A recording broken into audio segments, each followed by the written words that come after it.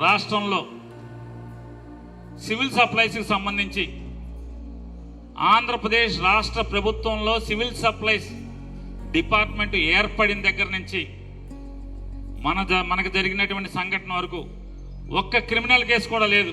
ఏదన్నా joint collector దగ్గర, RDO దగ్గర వాదనలు వినటం, ఇంత పెనాల్టీ కట్టు అని ఆర్డర్ ఇవ్వటం, డీడీ తీసుకోవటం, ఫైల్ క్లోజ్ చేయటం అయిపోయింది కదా. సరే, మన తర్వాత కాకినాడలో సీజ్ ద షిప్ చూశారు కదా. 22,000 మెట్రిక్ టన్నులు 31 గోడౌన్లో 13 మంది గోడౌన్ ఓనర్లు, వాళ్ళ గోడౌన్లో ఉన్నటువంటి 22,000 మెట్రిక్ టన్నులు. మన 2 గోడౌన్లో కూడా మొత్తం కలిపిన 10,000, అంటే మొత్తం స్టాక్ అంతా కలిపి 10,000 గోడౌన్లు ఉండదు.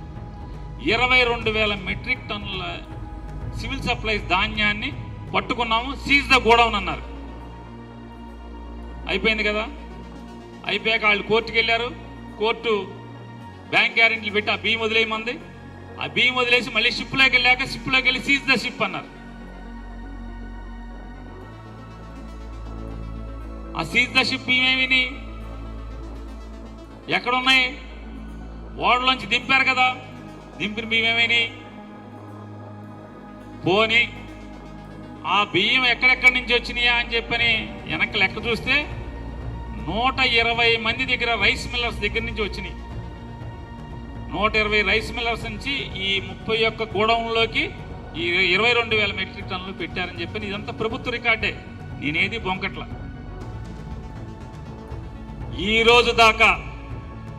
రోజు దాకా సీజ్ ద గోడౌన్ కానీ సీజ్ ద షిప్ కానీ అయిన తర్వాత కూడా ఒక్కడి మీద కూడా క్రిమినల్ కేసు లేదు. నా ఒక్క రాష్ట్రంలో నాకు ముందు లేవు, నాకు తర్వాత లేవు, నా మీద ఒక్కడి మీద తప్పితే ఎవడి మీద క్రిమినల్ కేసులు లేవు.